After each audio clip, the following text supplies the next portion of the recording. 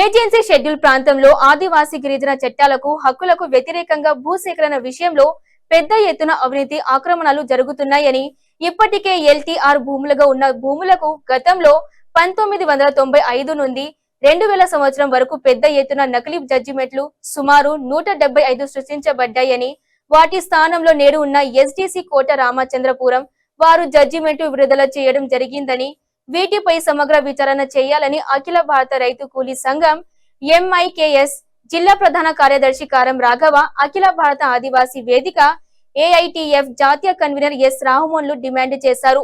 జిల్లాలో ఏజెన్సీ ప్రాంతంలో బుట్టైగూడెం, జిలుగుమిల్లి మండలాలు పరిధిలో 1/70 చట్టానికి విరుద్ధంగా భూసేకరణ జరుగుతుందని వారు అన్నారు.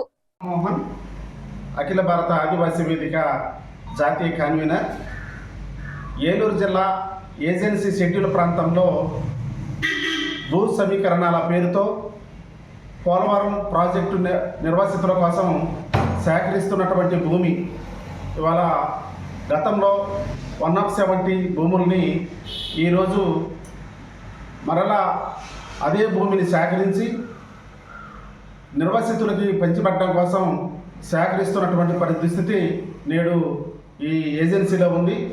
గతంలో ఏదైతే 1995 నుండి 2000 సంవత్సరం వరకు నకిలీ జడ్జిమెంట్లు అనేటువంటివి ఆ రోజు సృష్టించబడ్డాయి. ఈ నకిలీ జడ్జిమెంట్ల వల్ల ఆనాడు సుమారు 302 నకిలీ జడ్జిమెంట్లు విడుదల చేయడం జరిగింది.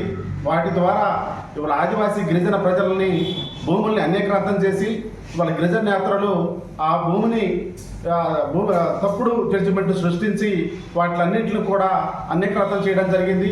అదే భూముల్ని ఈరోజు ఇవాళ ఎస్డీసీ మన ఐటీడే పరిధిలో ఉన్నటువంటి ట్రైబల్ వెల్ఫేర్ ఎస్డీసీ గారు మళ్ళీ ఈ ఏవైతే జడ్జిమెంట్లు విడుదల చేసి ఆ భూమిని ప్యాకేజీలో పెట్టడానికి సహకరిస్తున్నటువంటి పరిస్థితి నేడు జరుగుతూ ఉన్నది. అందుకనే ఇవాళ నకిలీ జడ్జిమెంట్లు ఏవైతే ఆనాడు ఛార్జ్ షీట్ అయి సుమారు చాలామంది మీద కేసు నడుస్తూ ఉంది. ఇప్పటికీ కూడా ఆ కేసు పెండింగ్లో ఉన్నప్పటికీ కూడా ఆ జడ్జిమెంట్లు వల్ల ఛార్జ్ షీట్ అయి ఆ రోజు ముద్దాయిలుగా ఉన్నటువంటి వాళ్ళు నేడు అధికారులుగా ఉన్నారు.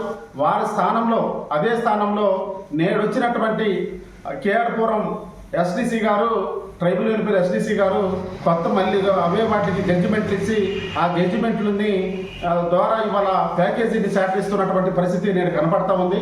వీటి వల్ల ఇక్కడ ఉన్నటువంటి ఆదివాసీ గిరిజన ప్రజలు ఆ భూమిలో సాగులో ఉన్నారు.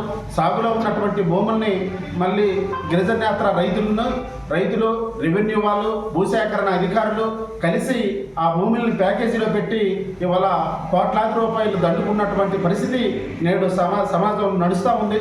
అందుకని దీనికి వ్యతిరేకంగా ప్రభుత్వం వెంటనే వీటి మీద సిబిసిఐడి ద్వారా ఎంక్వైరీ చేసి ఈ అధికారులని మీద కఠినమైన చర్యలు తీసుకోవాలని మేము డిమాండ్ చేస్తా ఉన్నాం.